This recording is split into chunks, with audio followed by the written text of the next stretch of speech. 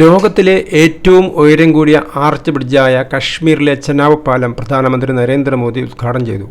ഇന്ത്യയുടെ പശ്ചാത്തല വികസനത്തിലെ പ്രധാന നാഴികക്കല്ലുകളിൽ ഒന്നാണിത്. ഇനി കന്യാകുമാരിയിൽ നിന്ന് കശ്മീരിലേക്ക് തീവണ്ടികൾക്ക് കുതിക്കാൻ ഒരു തടസ്സവുമില്ല. ഈ പാലത്തിലൂടെ വന്ദേ ഭാരത് എക്സ്പ്രസ് കുതിച്ചു പായുകയും ചെയ്തു. കശ്മീരിൽ ചെനാബ് നദിക്ക് കുറുകെയാണ് ഇത് പണിതിരിക്കുന്നത്. ഉദ്ധംപൂർ, ശ്രീനഗർ, ബാരാമുള്ള റെയിൽവേ റൂട്ടിലാണ് ഈ പാലമുള്ളത്. കശ്മീരിനെ ഇന്ത്യയുടെ മറ്റു ഭാഗങ്ങളുമായി ബന്ധിപ്പിക്കുന്ന കണ്ണിയാണ് ചെനാബ് പാലം. ഹിമാലയത്തിലെ ഏറ്റവും പ്രതികൂലമായ കാലാവസ്ഥകളെപ്പോലും മറികടന്നാണ് ഇതിന് നിർമ്മാണം നടത്തിയത്.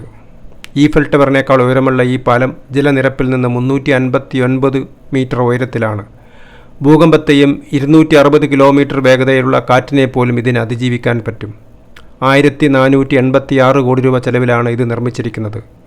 ഏറ്റവും മനോഹരമായ സിവിൽ എഞ്ചിനീയറിംഗ് വൈദഗ്ധ്യം മാത്രമല്ലത്, സുരക്ഷയും വേഗതയും വിശ്വാസ്യതയും കൂട്ടുന്നതോടെ ഇത് ഇന്ത്യയുടെ സാമ്പത്തിക വളർച്ചയ്ക്കും ഗണ്യമായ സഹായം നൽകും.